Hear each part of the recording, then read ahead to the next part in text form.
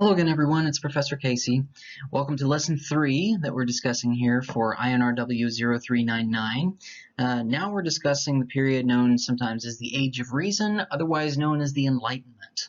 Okay, so we're going to discuss a few key features of this and kind of how it ends up playing into a lot of the literature excerpts that we see from the time period and some of the other primary sources I've got in your discussion board.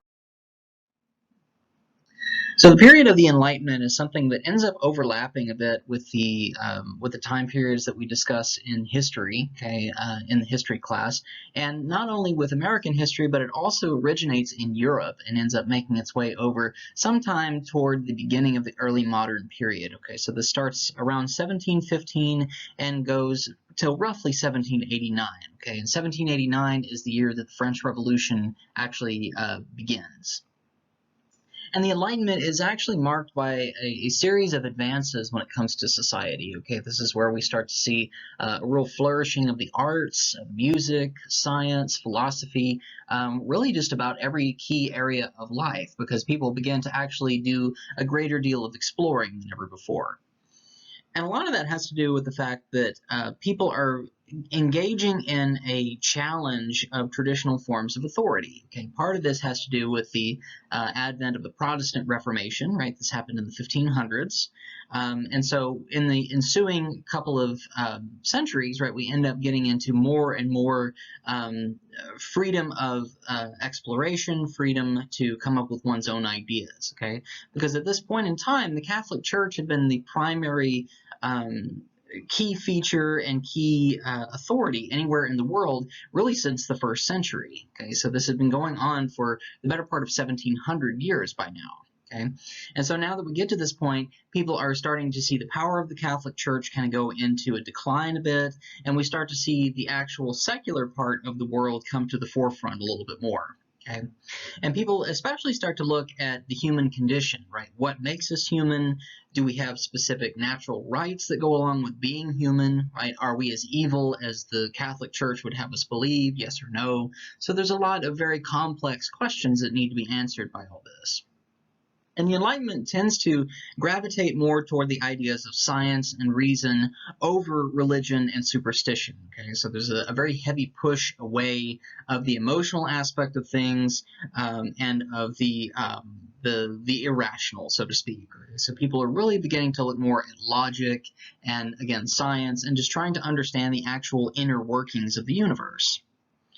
And as you can imagine, this is not wholly embraced by everyone during the period. Okay, the religious contingency of the world, really, at this point, has a very heavy pushback against this. Okay, and especially in America, we actually have a major movement that comes out in the form of the Great Awakening. Okay, this is where we have a new series of church revivals that actually go in little waves across the country, and we end up with several new religious denominations as a direct result.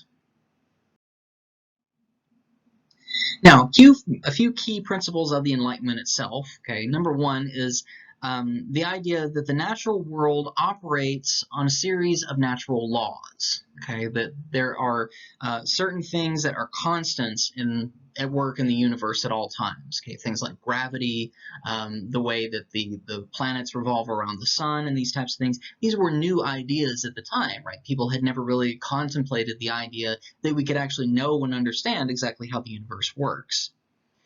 Power of human reason is another thing, right? This is people actually beginning to use their critical faculties to a greater extent than ever before, okay? Because in many instances, again, not to just constantly dump back on the Catholic Church here, but if we go back a couple of centuries, right, individuals like Galileo, for example, were actually put under house arrest for saying that the Earth revolved around the sun and not the other way around. Okay, so simple ways of expressing logic and reason through deductive reasoning and scientific exploration were met with extreme hostility. Okay, people tried to basically say that one could never know the mind of God, quote unquote, and so to actually try to do so was a very risky business. The other thing, of course, is we also, again, looking at the human condition in particular, the natural rights of all individuals becomes a big feature, and especially among individuals like Thomas Hobbes, John Locke, right? Individuals who actually began to look at humans and the condition that we're born into. Okay, remember the church in various forms over the centuries, right, whether Catholic or Protestant, has tried to put forward the idea of original sin, right? This idea that all human beings are born with the stain of Adam and Eve constantly on us at all times. And individuals during the Enlightenment said, no, that's not really something that is a reality after all, right? We're actually born in a good state, or at best a neutral state, right? We're essentially, one particular philosopher refers to it as the tabula rasa, right? The Latin term for the blank slate, right? There's no stain of any kind, right? We're a blank slate, and we start over fresh from the beginning of life, okay? And each one of us has natural rights that include self-governance as part of it, right? This is where the ideas of free will and so forth start to be argued more and more.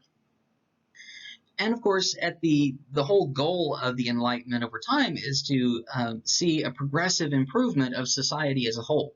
Okay, that we are not necessarily going to go backwards in terms of making life more oppressive for people, but we're going to try to open up more and more freedoms of different kinds. And the term Age of Reason itself actually is originated from a three-part pamphlet by an English-American activist named Thomas Paine. He wrote this over the course of a couple of decades toward the end of the 18th century.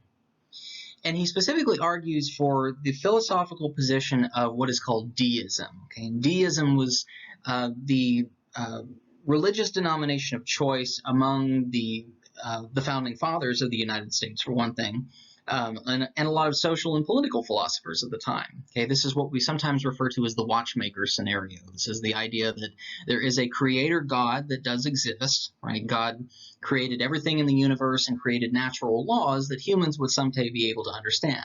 Okay.